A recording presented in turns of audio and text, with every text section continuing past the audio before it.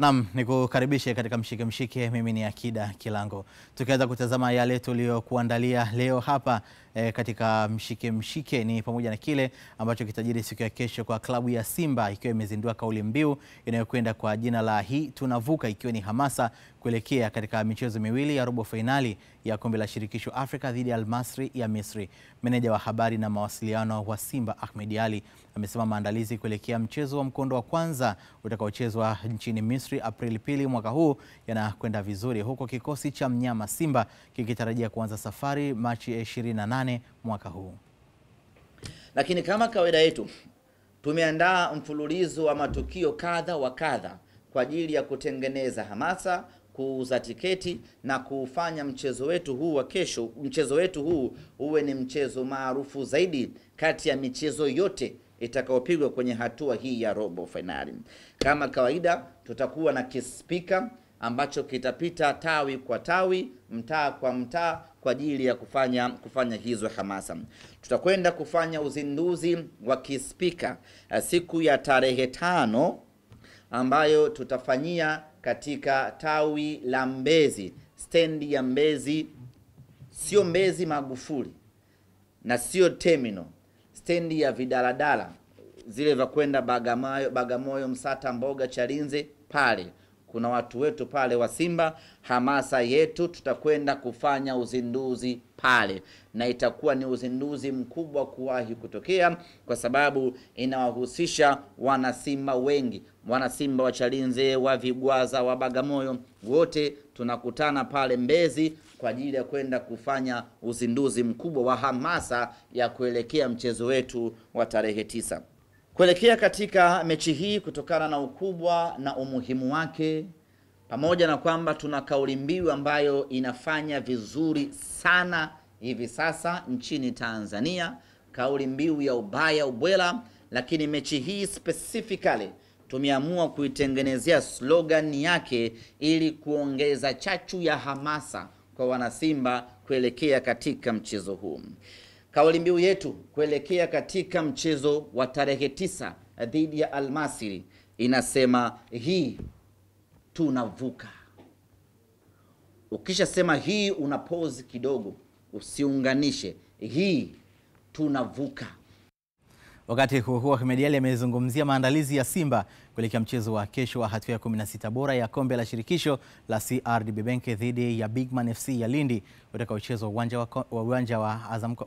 wa KMC Complex. Kumradhi, kubwa ambazo zimeshaondolewa kwenye michuano hii ya kombe la CRDB. Kwa hiyo ukiona timu iko hapa sasa hivi, maana yake hiyo timu ina ubora wa kufika hapa. Hivyo mechi yetu sisi na wao katika mchezo huo wa kesho hautakuwa mchezo mwepesi, na sisi tunamtazama Bigman kama mpinzani mkubwa, mpinzani mgumu, mpinzani ambaye atakwenda kutupa changamoto kubwa. Kwa hiyo tumekuwa na wiki 2 thabiti za maandalizi kuelekea mchezo huu dhidi ya Bigman, pamoja na kwamba ni timu. Ni kuombe radhi kwa changamoto ya sauti ambayo imeweza kujitokeza wakati meneja wa habari na mawasiliano wa klabu ya Simba Ahmed Ally akiwa anazungumzia maandalizi kuelekea mchezo wa kesho dhidi ya Bigman FC utakaopigwa pale dimba la KMC Complex Mwenge. Tukiwatazama wapinzani wao, kikosi cha Bigman FC kimefanya mazoezi ya mwisho uwanja wa KMC Complex kujiandaa na mchezo wa kesho wa kombe la shirikisho la CRDB Bank hatua ya 16 bora. Kocha mkuu wa kikosi hicho Zuberi Katwila pamoja na mmiliki wa timu hiyo Ahmed Waziri wameeleza mipango yao na namna wanavyoenda kupambana kupata ushindi mbele ya mnyama Simba. Namshukuru Mwenyezi Mungu, tumesafiri salama na kufika salama katika kituo cha mchezo wetu. Morali iko vizuri na tumetengeneza morali baada ya mchezo wetu wa mwisho kushinda wa championship. Kwa hiyo morali iko vizuri. Kinachobaki ni saikolojia ya kuweza kupambana na timu bora kama Simba. Tunajua uwezo wa Simba, wako vipi, wako bora kiasi gani. Kwa hiyo huwezi kudoubt kwamba Simba ni timu dhaifu. Kwa hiyo hatuwezi kusubiria madhaifu ya Simba. Sisi tutapambana na ubora wao ili kuweza kumaintain kile ambacho kuwa wanacho. Sisi tuwazuie wasiwe na uhuru wa kufanya kile ambacho kuwa wamezoea. Kama tutafanikiwa, na maana ndio sisi tunaweza tukapata matokeo. Kwamba sisi tumeandaa vizuri, na tulivyoondoka Ilulu wazee wote wa mji ule walikuja, akiwemo meya wa mji ule kuwaaga watu wetu. watu wengi wamewaaga na walichowatuma ni kwenda kumfunga Simba. Baadhi wazee wale utakuta wamekuja na fulana za Simba, lakini wanasema sisi tuko big man, tunaomba mkawafunge hao watu. Kwa hiyo sisi tunajiamini na wazee wetu walituaga vizuri, tunakuja kumfunga Simba. Morali vijana wako wanasema kwamba sisi tunataka kujionyesha sasa kwamba sisi ni nani, na sisi tunajiita ni wachezaji. Kwa hiyo watajionyesha zaidi kwamba wao ni wachezaji kwa siku ya kesho. Kwa hiyo morali utaiona, hakuna kijana wa aina yote hataki kucheza na timu kama Yanga au Simba, ajionyeshe na yeye anajua. Mashabiki wa Simba wametamba kuwa timu yao itaichakaza Bigman FC hapo kesho katika mchezo wa kombe la shirikisho la CRDB Bank. Mechi ya 28 sisi ushindi 100%, sawa sababu ni kama maandalizi ya kujiandaa na mashindano makubwa. Sisi tupo kimataifa bwana. Watu washatoka tayari, watu wadogo washatoka. Tupo watu wazima wa miaka kila siku. Watu wadogo wanachipukia wanakuja tunawashaacha basi wanakuwa na maneno mengi. Mimi namgea huyu taarifa huyu tunachana 28, si ndio? Hajiandae. Sio chini ya goli 8 nimemkosa kosa. Tarehe 28 kwa sababu hiyo mechi tunacheza na wadogo zetu. Mimi nazungumzia mpira utakuwa mzuri na mashabiki wa Simba waje na imani tutapata matokeo kama tunavyopata matokeo mengi. Matokeo ni makubwa na kosi kikubwa na sasa hivi kwa timu jinsi ilivyokaa sidhani kama kuna anaweza kuzuia. Yaani matokeo kwamba timu sasa hivi timu imekaa vizuri sababu kila mechi tunaocheza tunacheza mechi ngumu nyingi, hii nyepesi tu. Hamna pa kutuzuia. Ni mashabiki hao wa Simba Sports Club wakiuzungumzia mchezo ambao unapigwa kesho Machi 27 na si Machi 28 kama ambavyo walikuwa wakizungumza hapo. Kwa nukta hiyo sasa naungana na mchambuzi wetu Ramadhani Mbwaduke kwa ajili ya kuweza kupita kutazama mchezo huo. Karibu mzee wangu. Shukran. Iftari imepatikana lakini? Hakika Yeah. Kwa faida yangu na watazamaji ambao wanatutazama muda huu si vibaya ukatupitisha katika mchezo huu. Tumesikia kile ambacho amekizungumza mmiliki wa Bigman kwamba hata wazee wa Simba kule Lindi wamewapa baraka kwamba waje kuifunga Simba kesho. Kimsingi matarajio ni kwamba itakuwa mechi nzuri kwa sababu ni raundi ya 5, sio? Hatua ya 16 bora. Wakiwa wanacheza na Simba ambao ni klabu namba 6 kwa ubora barani Afrika kwa mujibu wa CAF, ipo kwenye robo finali kombe la shirikisho barani Afrika CAF. Sasa kwa vyovyote vile wasifu wa Simba peke yake unatosha kuwa chachu kwao kwa wachezaji wa Bigman kama walivyotoka kuzungumza kwamba kuna malengo ya timu. Kocha Zuberi Katwila ambaye ni mzoefu kucheza na timu kama Simba, tunafahamu muda mrefu amekuwa katika ligi kuu kama mchezaji kama kocha, lakini kuna malengo pia binafsi ya mchezaji mmoja mmoja kwamba hapa ndo mahala pa kufungua milango ya kutokea. Upo Bigman, ipo kwenye championship, inafanya vizuri, sio mbaya kwa sababu iko nafasi ya 7 kwenye msimamo. Kufika hatua hii, wamewatoa Soka City kwa penalti 3-2 baada ya 1-1, wamewatoa Tanzania Prisons mechi iliyopita 1-1 dakika 90 kwenye penalti wakashinda 3-2. Sasa wanakutana na kigongo kingine. Kwa hiyo kwa wachezaji wa Bigman hii ni hamasa tosha kwao kwamba unacheza na Simba basi uonyeshe kipaji chako. Hiyo inatosha kufanya mechi iwe nzuri. Lakini wanakutana na Simba ambayo huwa msimu huu kwa vyovyote vile kwenye malengo yao pamoja na michuano hii kwa sababu misimu 3 mfululizo watani zao wa jadi Yanga ndio wamekuwa kichukua michuano hii kombe lake kama ilivyokuwa katika ligi kuu. Ili utimize mipango yako ni lazima mechi hii ushinde. Sasa ukiangalia mazingira yote hayo inafanya mechi hii kwenye uwanja huu wa KMC Complex ambako boli huwa linatembea. Matarajio ni kwamba itakuwa mechi nzuri. Ramadhani Mbwaduke, baada ya mchezo huu kikosi cha Simba kitaondoka, ina maana alfajiri ya kesho kutwa kuelekea kule Misri kwa ajili ya kukipiga dhidi ya Al Masry. Hauoni kwamba katika mchezo huu kuna ladha ambayo itakosekana kwa wana Simba kwa sababu kama inatokea mchezaji anaumia basi ni wazi kwamba atakosekana katika hatua ile ya kombe la shirikisho? Mwingine anaweza kazungumzia upande huo, lakini kwenye upande mwingine ndio mechi nzuri zaidi kwa sababu kuna baadhi ya maelekezo pengine ya kocha Fadlu Davids atatamani kuyaona yakitumika hapa ili ajue namna gani ya kwenda kuboresha zaidi kuliko ambavyo unaenda kibubububu hujacheza mechi ya ushindani afu unakwenda kwenye mechi ya ushindani. Kwa hicho unachokizungumza Mbwaduke una maana kwamba mchezo huu kocha Fadlu anaweza akautumia kuweza kuingiza mbinu mpya kabisa katika mchezo. Baadhi ya tunasema small details, vitu vidogo vidogo kipya kabisa uwezo ukakishuhudia, lakini vile vidogo vidogo ambavyo mara nyingi ni mawasiliano baina ya wachezaji na utekelezaji wa mipango ya kocha anaweza akatumia. Lakini vile vile unazungumzia Simba ni timu kubwa, ina wachezaji 30+, wachezaji 30 na zaidi ambao wote wana ubora wale ya juu, wanahitaji tu nafasi kupata. Mechi kama hii usishangae ukaona baadhi ya wachezaji ambao wana majina makubwa ndio, lakini uwezo kwa first 11 lazima kuna wachezaji fulani wakapata nafasi ambao huwa haonekani sana, wakataka mthibitishie kocha kwamba haujakosea sisi kuwa sehemu ya kikosi cha Simba. Matokeo yake bado inafanya awepo kwa mfano Kapombe katika nafasi namba 2, mfano atoe mfano. Awepo David Kameta Duchu, awepo Kijiri, nataja tu kwenye department ile. Yeyote atakayechukuliwa pale bado ni kiwango cha juu mno kulinganisha na wasifu wakina Shabani Kinawa wa Bigman. Kwa hiyo bado hakuna sababu yoyote ya kusema kwamba kwa sababu Simba wanasafiri basi mechi kwao itawapalia itakuwa. Ulimzungumzia hapo kidogo Shomari Kapombe, yeye alicheza jana katika mchezo wa timu ya taifa Tanzania, Taifa Stars dhidi ya Morocco. Kwa hiyo kuna baadhi ya wachezaji baadhi wa Simba ambao hawatakuja Tanzania, wataelekea moja kwa moja kule Misri kwa ajili ya mchezo huo. Hili linaweza likawa lina athari kiasi gani? Athari zinaweza ikawa chanya hasi kwa kiasi kikubwa kwenye hizi timu kubwa. Kwa Simba inaweza ikawa chanya, lakini inaweza hiyo ikawa hasi kwa maana kwamba inawapa matumaini sasa. Tupitishe katika hasi na chanya walau kwa ufupi. Hasi na chanya. Chanya kwa Simba kwa sababu wale watakaopata nafasi. Unakumbuka nimetaja kwa mfano nafasi anayocheza Kapombe. Kuna David Kameta Duchu. Kuna Kevin Kijiri kwa mfano tu hao. Yote kipata nafasi nataka amuonyeshe kocha kwamba mimi no Kapombe no problem. Hapa namaanisha kwa Shabalala pia ule upande wake wa kushoto. Lakini pia kwenye nafasi nyingine kwa kina Yusuf Kagoma pale katikati. Na nafasi nyingine kwa kina Ali Salim Katoro pale golini. Umeshaona? Kwa hiyo wale watakopata nafasi sasa, kama wanataka wajihakikishia ajira ndani ya klabu ya Wekundu wa Msimbazi Simba, maana ligi kuu kumalizika bado mechi 8 tu. Ni katika mechi kama hizi uonyeshe kwamba jamani hamjakosea. Mimi hapa nipo katika klabu sahihi. Timu kama Simba inashiriki michuano mingi. Kwa hiyo lazima kuna mzunguko kwanza wa nafasi, tunasema rotation. Lakini pia wakati unashiriki michuano mingine, wachezaji wana majukumu mengine.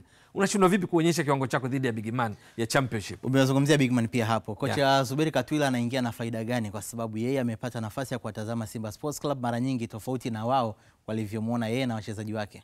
Faida moja hapo hapa nilichotoka kuzungumza wakati nazungumza hasi na chanya. Kuna wachezaji ambao wamekuwa tatizo mno kwa wapinzani wa Simba. Unazungumzia Kapombe, unazungumzia Kagoma, unazungumzia Mohamed Hussein Shabalala, unazungumzia Ali Salim Katoro. Umeshaona? Hawa hawapo, wako kwenye majukumu ya timu ya taifa. Sasa na yeye pale inaweza kawa boost, ikawa ni hamasa kwake kwamba sasa tumeikuta Simba ambayo kuna baadhi ya wachezaji kocha Faru Davis hata akitaka kuwatumia hawapo. Sisi ndo tutumie fursa hii kwa sababu kuna uwezekano usipate Simba nyingine ambao unakuja kucheza nayo kwenye mechi ya mtoano raundi kwenye 16 bora kombe la shirikisho wanalitaka, alafu hawana Kapombe, hawana Ali Salim Katoro, hawana Mohamed Hussein Shabalala, hawana amini katikati pale wanazungumzia Yusuf Kagoma na wengine. Sasa hii kwake ni faida pia, tofauti na angekuta Simba iko kamili, wanasema kamili gado. Nikushukuru sana Ramadhani Bwaduke kwa kile ulichotueleza hapa kwa faida yangu mimi na watazamaji wetu. Shukrani jazila na kwa faida yako na Tanzania. Hata na director pia na Fatma Chikawe. Kama mambo yakienda vizuri, KMC Complex tutakuwa wote tuicheki hii mechi vizuri kabisa. Kwa faida yangu na watazamaji wako. Nikushukuru sana. Huyo ni mchambuzi wetu Ramadhani Bwaduke akitupitisha katika mchezo huu ambao Simba Sports Club watakuwa wenyeji wa Bigman FC, mchezo ukipigwa kesho saa 10 dimba la KMC Complex Mwenge. Huu ni mshike mshike.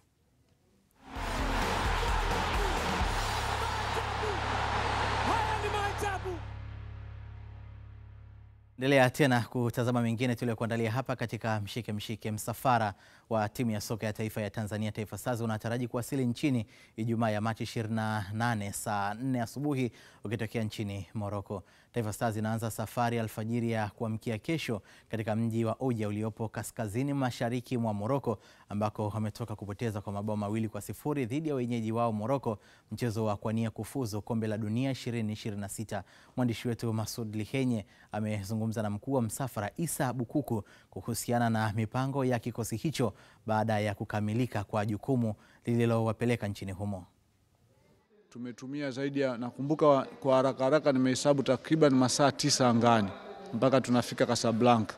Kufika Casablanca pale tumetafuta sehemu ya kuresting pale takriban masaa kama 7 tena au 8. Tukaja tukapanda ndege zaidi ya 8, nafikiri masaa 11. Tukapanda ndege usiku kuja kwenye mji wa Oujda ambao tulitumia tena angani masaa 2. Kwa hiyo karibia asilimia kubwa ya maisha yetu ilikuwa tumetumia masaa mengi kwenye safari. Na hali ya mchezo kama mlivyoona, wachezaji wetu walikuwa na stability, mapungufu madogo madogo yametufanya tukapoteza mchezo. Usiku wa leo around kwenye saa 11:50 tutakuwa angani kwa sababu ya kuelekea Casablanca. Tutafika Casablanca pale ambako tutakuwepo pale mpaka around saa 7. Tutaondoka tena Casablanca kuelekea Doha.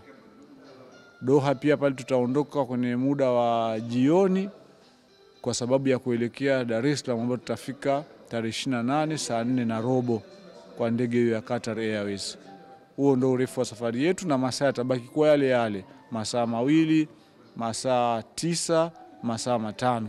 Kwa upande wa kocha mkuu wa Taifa Stars Hemed Suleiman Morocco amewashukuru Watanzania kwa umoja wao walioonyesha kabla na baada ya mchezo huo dhidi ya wenyeji wao Morocco ambao tayari wameshakata tiketi ya kucheza fainali za Kombe la Dunia 2026.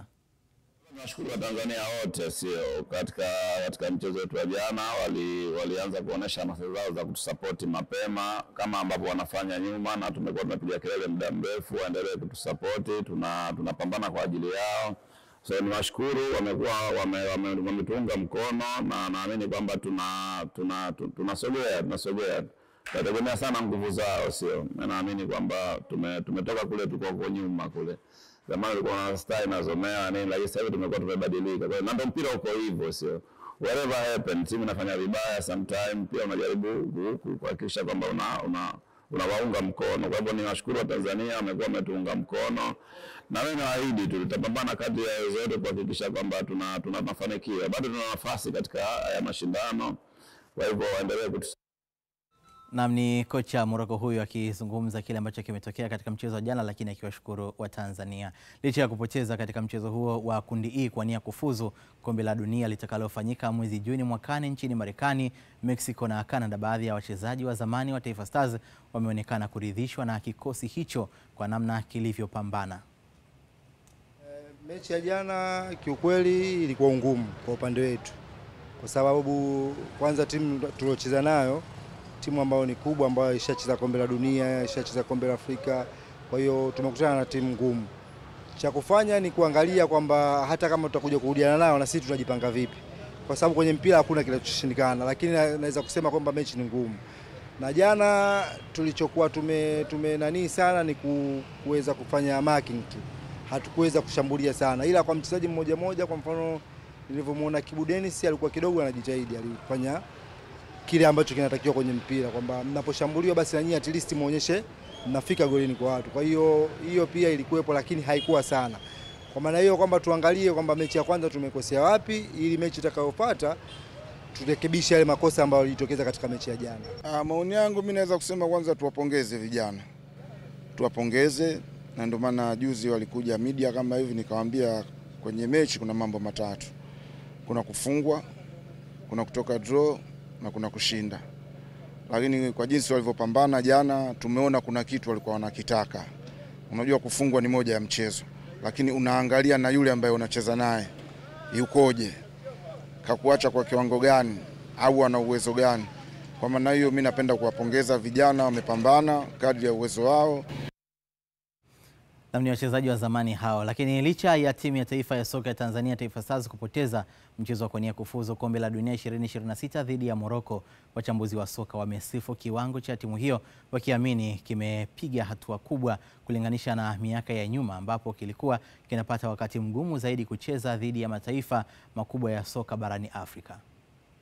Ambavyo tumeshindana kwa mbinu na ufundi, niseme nimeridhika sana kuona sisi wa Tanzania tunapiga hatua katika hali ile. Lakini pamoja na yote ninaridhika kwa kuona walimu wazawa wametufikisha pale, hasa kwenye mchezo wa aina ile tunaweza tukabato na sisi tukaonesha tuna mbinu mpaka kipindi cha pili ambacho tulikwenda kuzidiwa maarifa. Sasa pale ndio wapinzani walikwenda kutumia exposure yao. Kitu pekee ambacho nilikuwa naenda kukiangalia kwenye hii mechi ili nikione kwa maana ya improvement au kuimarika ni kwamba tukisha defend tunafanya nini baada ya hapo. Jana nimeona improvement kubwa sana ukilinganisha na michezo miwili iliyopita dhidi ya Morocco. Kwenye hizi mechi zote mbili hatukuwa hata na nafasi moja kubwa ambayo tuliweza kuitengeneza. Tuliweza kupata shot on target moja tu kwenye mechi zote mbili. Lakini ukiangalia jana kulikuwa na improvement kubwa sana. North African teams ambazo ni kubwa, Algeria, Tunisia, umeona Tunisia dhidi ya Malawi, umeona Algeria nao katika mechi yao walicheza na Mozambiki, unaona ni tofauti. Angalia timu za West Africa, mechi zimemalizika, Victor Osimhen anapambana na wachezaji wenzake kwamba hatakuwa makini, ni kwa sababu ya World Cup. watu wanataka kwenda kushowcase katika stage kubwa. World Cup ni stage kubwa, and that's why unaweza kuona game hizi ni ngumu sana. So tuwasifie vijana walichofanya. Na mashabiki wa soka wametoa maoni yao kuhusu kiwango cha timu ya taifa ya Tanzania, Taifa Stars, dhidi ya Morocco hapo jana. It's a football. Ni mpira. Usomtegemea na anaweza akaperform na akaprocess akafanya. Kwa hiyo best losers, inshallah Mungu akijalia, talent tunayo na vipaji tunavyo. Tuna wachezaji wazuri, hata kama ukiona game ya jana tumejitahidi sana. Kwa timu kama Morocco ni bahati tu wamepata goli 2 zile za kwanza basi, lakini sawa, tutajitahidi kupata hiyo best loser. Tokea tunaweza kusema tulikutana na wachezaji ambao tunaweza tukaita world class players, kwa sababu wana kiwango cha juu sana kulinganisha na wachezaji wetu ambao wengi ni wazawa. Lakini yote tumeyakubali matokeo na tutajaribu kupambana mechi zetu zilizobakia. Kwa kipindi cha kwanza tuliingia na nidhamu nzuri kubwa na kumheshimu yule bwana kwamba ni mkubwa. Tulicheza vizuri sana. Lakini kipindi cha pili tulikuja kupotea sehemu moja sana, ambayo pale sisi tulikaribisha mashambulizi kuja kwetu sisi. Ndio aliyotuadhibu yale. Lakini kama tungecheza na nidhamu ile tungetoka 1-1, aidha tungefunga goli moja. Lakini kitendo cha kukabilisha mashambulizi kwako, elewa lolote linaweza likatokea, kwa sababu tayari uwanja unakuwa umeshainama kwa namna hiyo. Na ni mashabiki hao wakitoa maoni yao kuhusiana na kile ambacho kimefanywa na Stars usiku wa jana walipokuwa wakipiga dhidi ya Morocco na kupoteza kwa mabao 2-0.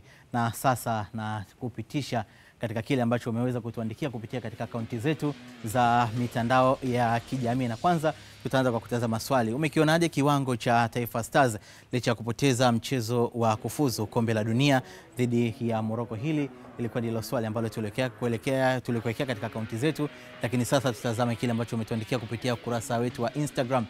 Huyu ni Kadozo Junior, anasema tumecheza vizuri ila wenzetu wametuzidi vitu vichache sana, ila tunaona mwanga wa timu ya taifa, tujiandae kwa AFCON, tunaenda kufanya jambo. Omari Junior Mfuko anasema kiwango cha Stars kinazidi kuimarika siku baada ya siku, tumekutana na timu bora zaidi yetu, tumestahili kufungwa. Lakini Athumani anasema yule mwalimu awe ndio striker wa nchi kuanzia leo. Hayo ni yale ambayo umetuandikia kupitia katika akaunti yetu ya Instagram, lakini sasa tutazame kile ulichotuandikia kupitia Facebook.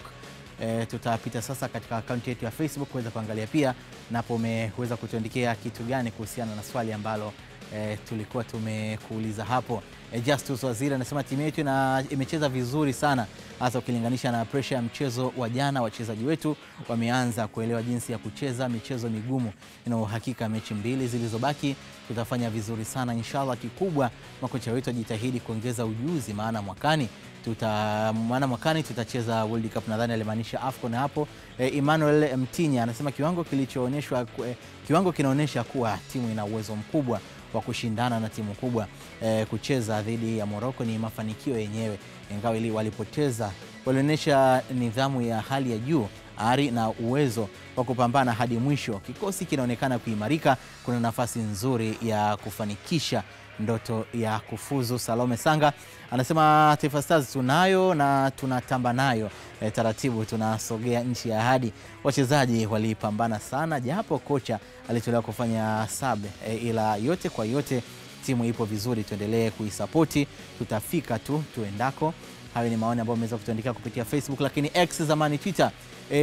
Joganedu yanasema kiwango ni kizuri, changamoto quality yetu ndogo. Ingetokea makosa waliokuwa wanafanya Morocco tungeyafanya sisi, nadhani tungeadhibiwa vibaya mno. Sisi tumeshindwa kunufaika na makosa yao, wao wamenufaika na makosa yetu, lakini kiwango chetu kinaridhisha kiasi. Huyu ni Zobo Slai anasema bado ana imani na kikosi cha Taifa Stars, tutafuzu tu. Tuna timu imara na uwekezaji bora, serikali pia inatia mkono wake, lolote linaweza kutokea, mpira ni dakika 90. Lakini Tox TZ anasema kocha ajenge confidence kwa wachezaji, kikosi kilikuwa poa lakini mbele tulikuwa hatuwezi kumiliki boli kwa kujiamini, pia nyuma hatuwezi kumiliki boli kwa kujiamini, kitu ambacho kilipelekea wale jamaa kutupokonya mpira kirahisi na kuweza kushambulia mara kwa mara. Hatimaye 2-0. Hayo ndio maoni ambayo waliweza kutuandikia kupitia katika akaunti zetu za mitandao ya kijamii. Lakini sasa naungana hapa na Ramadhani Mbwaduke walau kwa sekunde chache. Mbwaduke, tumesikia kile ambacho wamekizungumza wa Tanzania kabisa, lakini pia kocha tumemsikia. Ni wazi kwamba kwa matokeo ya jana hakuna tunachowadai wachezaji wetu. Kabisa, wameonyesha kiwango bora sana, kwa sababu kwanza kukukumbushana tu ni kwamba Morocco kwa mujibu wa FIFA ndo taifa namba 1 kwa ubora barani Afrika hapa tunapozungumza. Kwa dunia ni 14. Duniani ya 14. Tanzania duniani ya 106. Unaweza kuona huo tofauti Kikosi chao kimeanza jana katika mechi ile. Ni mchezaji mmoja tu anacheza barani Afrika. Yule Belamari, yule beki 3, anacheza Raja Casablanca. Waliobaki wote, yule alofunga bao moja wapo anacheza Real Madrid, Brahim Diaz. Spain walikuwa wanamgombania sana awe raia wao, lakini mwingine aliyefunga Aget Naif anacheza Real Sociedad ya La Liga, ligi kuu ya Hispania. Wachezaji waliobaki wengi wanacheza nje ya Afrika. So wengi wote ukimwondoa yule beki alokutajia. Lakini mpango mkakati wa kocha Morocco excellent. Mpaka mapumziko, pamoja na umiliki wao wa mpira 80%, wamepiga mashuti 3, hamna shot on target. Unaweza kuona namna gani timu ilikuwa inazuia. Kipindi cha kwanza pia tulionekana licha kushambuliwa, lakini tuliweza kuyahimili mashambulizi ambayo yalikuwa wakitupelekea. Tutatazama pia Ramadhani Mbwaduke hapa mtazamo ulivyo. Na kwa namna hali ilivyo, basi kama tunaweza kupambana katika michezo yetu iliyosalia, tunaweza kujikuta tunaangukia walau kule kwenye best loser na kuweza kutafuta nafasi kupitia huko. Na msimamo wenyewe ndio huu mpaka sasa, si vibaya ukatupitisha hapo Ramadhani Mbwaduke. Hapana, kwanza lazima tuambiane vizuri. Ni kweli utaratibu wa FIFA mwaka huu wanaongoza wote wanapata tiketi moja kwa moja kombe la dunia ambao ni makundi 9, timu 9. Alafu ukiwa nafasi ya pili ukawa na matokeo bora, kuna best loser na wapili wengine 4 jumla mlikuwa na matokeo bora, mnashindana kupata nafasi ya kwenda kushindana na wengine. Lakini sasa kanuni ni kwamba kwenye kundi ile, kitendo cha Eritrea kutoka tu tayari sisi tumepoteza katika kundi letu, hakuna nafasi ya best loser. Kwa hiyo haipo. Alipokuja kutoka Kongo tena kupigwa bani na FIFA ndio kabisa, lakini tangu alipotoka Eritrea hakuna best loser kwenye kundi hili. Lakini matokeo tunaweza tukayaona, isipokuwa tuna mechi bado dhidi ya Niger, tuna mechi dhidi ya Zambia ambazo tukija kushinda, maana yake kwanza tutainua viwango vyetu vya ubora duniani kwa mujibu wa FIFA, kwa sababu hizi ni mechi za FIFA qualifications. Lakini pia tunayo fursa kwa sababu Niger tushawafunga kwao, Zambia tushawafunga kwao. Kwa hiyo tuko vizuri. Huyu aliyetukwaza sio tu sisi. Kwenye kombe la dunia huyu alifika nusu finali. Safari yake kapita na Canada, kapita na Croatia, kapita na Ubelgiji kina Lukaku, kina De Bruyne kapiga 2-2, kapita na Ureno kina Cristiano Ronaldo, kapita na Spain, mabingwa walikuwa wa Ulaya. Kwa hiyo sisi kutufunga alafu tumeonyesha vile, kwa kiasi kikubwa uzuri wake ni mchezo wa kuonekana, ndio maana unaona wengi wanapongeza japo tumefungwa. Unajua unaweza ukashinda alafu watu wanakuponda vile. Lakini unafungwa, sijaona message hata moja ulizozisoma kupitia X, kupitia mitandao yako yote hapa. Hamna, sijamuona mtu anayeponda timu yetu. Excellent. Ni maandalizi mazuri kwa ajili ya CHAN, kwa ajili ya AFCON 2025, lakini AFCON tutakao sisi. Asante sana Ramadhani Mbwaduke. Shukrani jazila. Faida yako wewe na watazamaji. Na huyo alikuwa ni Ramadhani Mbwaduke akitupitisha katika mchezo huo wa jana. Kabla ya kuelekea mapumziko, si vibaya nikakufahamisha kile ambacho tutakifahamu tutakaporejea. Serikali ya Tanzania yamkabidhi mkandarasi eneo la ujenzi wa uwanja Dodoma.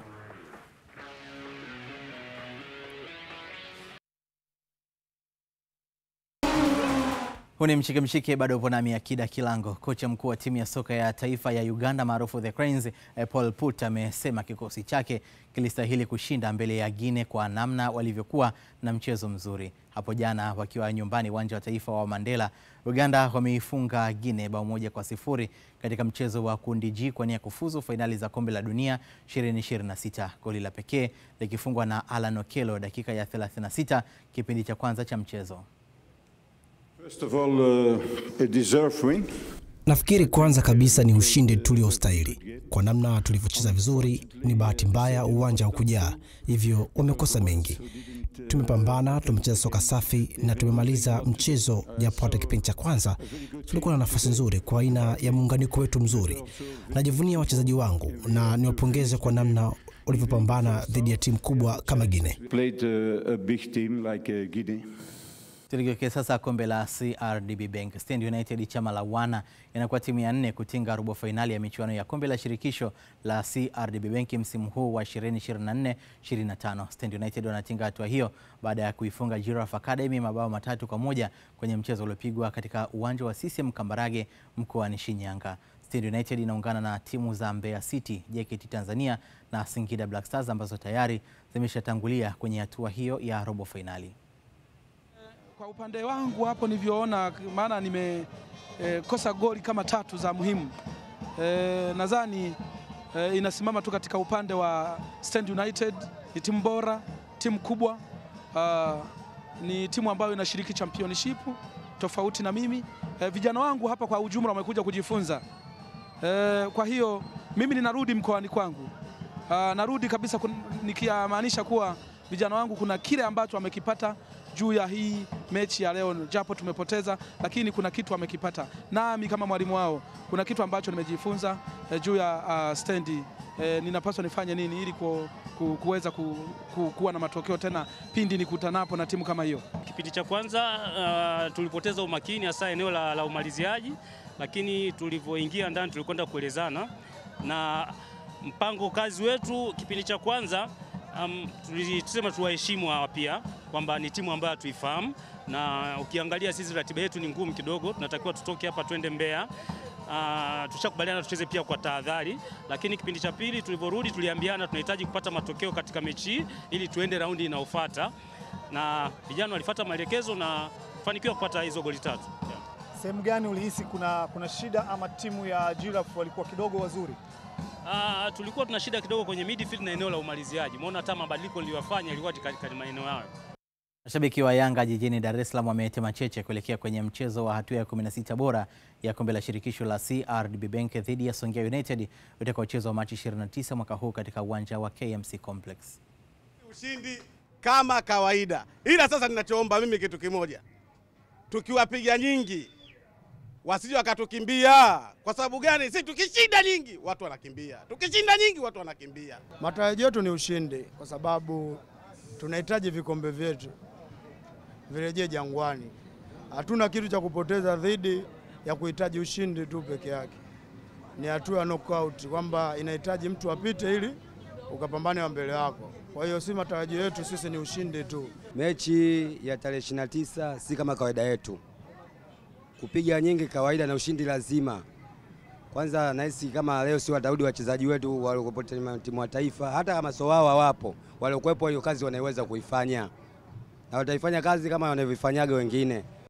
Timu ya Tabora United imefanya mazoezi uwanja wa Al Hassan Mwinyi kujiandaa kuikabili Kagera Sugar katika mchezo wa hatua ya 16 bora ya kombe la shirikisho la CRDB Bank utakaochezwa Machi 28 mwaka huu katika dimba hilo. Kocha wa golikipa wa Tabora United Razak Siwa amesema kikosi chao kipo kamili isipokuwa mchezaji mmoja tu ndiye atakayekosekana katika mchezo huo kutokana na majeraha. Kwanza mshukuru Mwenyezi Mungu, tunaendelea vizuri na tuko kwenye maandalizi mema kwa mechi yetu ya Ijumaa. Sio mechi rahisi kusema tu kweli, kwa sababu hii mechi ya mtoano. Mechi ya mtoano sio rahisi. Tunaona hata mechi ya kwanza mechi nyingine tulicheza na Trace Camp ilikuwa ni shida kabisa, kwa sababu ni mechi ya mtoano. Hii sio ligi kwamba tutachukua pointi zingine mbele, hamna. Hii ni mechi kwamba unashinda unasonga mbele. So sio mechi rahisi, lakini tutafanya bidii na tuna maandalizi mema ili kushinda hiyo mechi. Nafikiri kikosi kiko kamili, nafikiri mtu kama Yakuba ndiye bado hajapoa, lakini watu wote wako fit na watu wote wako hapa kung'ang'ania nafasi na kumuonyesha coach kama wanastahili kupata hizo nafasi. So tunaendelea tu vizuri na kila mmoja anang'ang'ana kupata nafasi ya kucheza siku ya Ijumaa. Mashabiki tunaomba waje kwa wingi sana, watupe support kwa sababu wao ni mchezaji wa 12, wao wakiwepo na wakitupa support itatupa nguvu sana sisi kufanya bidii na kupata ushindi, kwa sababu wakiwa kwa wengi sio rahisi kama sisi tunaweza kuangusha, sio rahisi. Tutapambana kwa hali iwavyo ili tupate results na wao pia wafurahi. Kwa upande wa kikosi cha Kagera Sugar kimefanya mazoezi ya mwisho uwanja wa Kaitaba manispaa ya Bukoba mkoani Kagera kabla ya kuanza safari kuelekea mkoani Tabora kuivaa Tabora United hatua ya 16 bora ya kombe la shirikisho la CRDB Bank. Benson Eustace ametuandalia taarifa ifuatayo. Ni mazoezi ya kikosi cha wanankurukumbi wa Kagera Sugar wakiwa katika uwanja wa Kaitaba mjini Bukoba, yakiwa ni maandalizi ya kukabiliana na kikosi cha timu ya Tabora United. Maandalizi yalianza toka mwanzo wa pre-season. Imekuwa ni muendelezo, kila baada ya break tunaendelea kufanya mazoezi. Kwa hiyo maandalizi yako vizuri, wachezaji wako katika hali nzuri. Kwa hiyo tunapambana na wachezaji kujaribu kuwaambia, kuwaelekeza, kufanya mazoezi kubwa ni hiyo pressure ambayo ilikuwa iko kubwa, lakini nashukuru Mungu kwa michezo miwili ambayo ilipita tumeweza kupata matokeo. At least tunaona kuona pressure inapungua kwenye timu. Wote waliopo watacheza, lakini kuna majeruhi ya watu.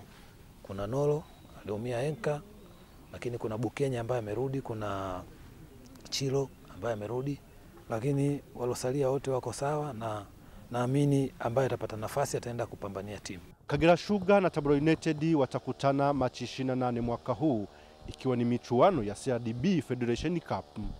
Benson Eustace, Azam Sport, Bukoba, Kagera. Mashujaa FC kimefanya mazoezi kujiwinda na mchezo wa hatua ya 16 bora ya kombe la shirikisho la CRDB Bank dhidi ya Pamba Jiji FC utakaopigwa Jumamosi hii katika uwanja wa Ali Hassan Mwinyi. Taarifa zaidi na Jacob Ruvilo. Mazoezi ya Mashujaa FC chini ya kocha mpya Salum Mayanga katika uwanja huu wa Albert hapa Kigoma mjini, wana mapigo na mwendo wakijiandaa dhidi ya Pamba, na hapa wanaelezea maandalizi hayo. Ya kiuhalisia mechi itakuwa si rahisi, itakuwa ngumu kwa sababu ni timu zote ziko kwenye ligi kuu na ziko kwenye ushindani, kwa sababu kwenye mechi za ligi kumekuwa na ushindani mkubwa kama ambavyo kila mmoja wetu anajua. Nategemea utakuwa mchezo mgumu, lakini sisi tunajiandaa kushinda hiyo mechi. Kuhusu morali ya wachezaji ipo juu, na mchezo huo wa tarehe 29 ambao itakuwa Jumamosi ina umuhimu mkubwa sana katika upande wetu sisi hapa Mashujaa, kwa sababu tunaweza tukapata nafasi ya kwenda kushiriki kimataifa katika kombe la shirikisho. Kwa hiyo tunajua umuhimu wa mechi hiyo. Kama wachezaji tumejiandaa vizuri kufuatia mchezo huo dhidi ya Pamba. Tumejiandaa vizuri, kila mchezaji ana hamu na morali ya kuweza kucheza katika mchezo wetu dhidi ya Pamba. Kama unavyojua mashindano haya naifungwa basi anaaga mashindano. Mchezo wa Mashujaa na Pamba kombe la shirikisho utafanyika uwanja wa Lake Tanganyika hapa Kigoma kupata timu ya 8 bora. Jacob Ruvilo, Azam Sports, Kigoma. Serikali ya Tanzania rasmi imeikabidhi kampuni ya Lemonta Spa ya Italia eneo la ujenzi wa uwanja wa mpira wa miguu wa Dodoma, wakiwa ndio wakandarasi wa mradi huo ili kuanza utekelezaji wake mara moja. Hatua hiyo inakuja baada ya kukamilika kwa zoezi la utiaji saini wa mkataba uliofanyika hivi karibuni jijini Dodoma. Akizungumza kwenye makabidhiano hayo, Katibu Mkuu wa Wizara ya Habari, Utamaduni, Sanaa na Michezo Gerson Msigwa amesema ujenzi huo utachukua takriban miezi 24, huku mkandarasi akiahidi kujenga katika viwango vya kimataifa. Kusaini mkataba wa ujenzi wa uwanja wa Dodoma na kampuni ya Lemonta SPA ya Italia. Leo tumekuja hapa kwa ajili ya kukabidhi eneo la ujenzi, inaitwa site possession. Kwa tunawakabidhi Lemonta SPA eneo hili ambapo watajenga uwanja wenye uwezo wa kuchukua watu 32,500. Uwanja wetu unajengwa kwa gharama ya zaidi ya shilingi bilioni 358. Tunategemea mradi huu utekelezwe kwa muda wa miezi 24 na utakabidhiwa kwetu baada ya kipindi hicho. Kwa hivyo leo, baada ya tukio kubwa la kusaini mkataba, leo ilikuwa ni siku ya kuja kuwakabidhi site, na tumewaelekeza kwamba serikali itafuatilia mradi huu kwa macho ya karibu kuhakikisha kwamba unatekelezwa kama ilivyopangwa.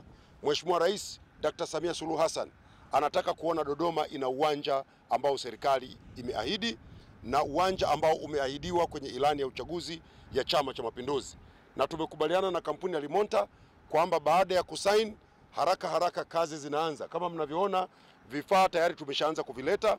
Maana yake hapa mara moja kazi za kusafisha eneo zinaanza na ujenzi utaanza mara moja. Ndani ya miezi 24 tunataka watukabidhi uwanja ukiwa tayari, tuanze kucheza mpira kutokea Dodoma. We have a lot of experience in sporting construction. We are one of the FIFA preferred producer in the world. So we are extremely happy to bring our expertise for the successful of the project. As we were mentioning during the different meetings, we have already prepared a lot of, let's say, design. So our commitment is to start the work as soon as possible. Ni mkandarasi huyo kutoka Lemonta SPA akisema kwamba wanatambulika na FIFA na wanaaminika katika miradi mikubwa na ndio ambao tutajenga uwanja huo. Huu ni mshike, tupate mapumziko mafupi, nitarejea.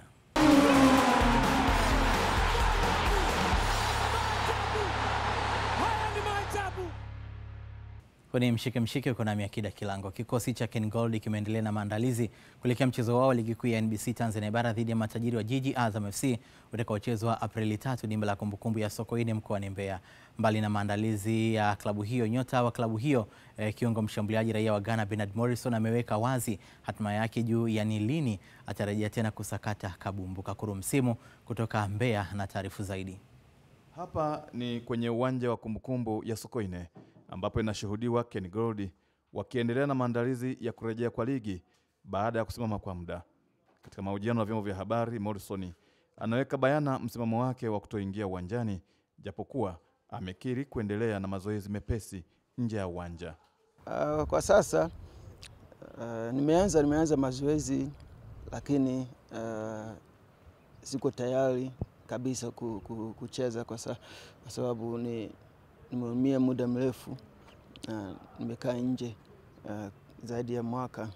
So now nimeanza kukimbia kidogo kupata nguvu kwenye mapaja, goti kabla sijaanza kucheza.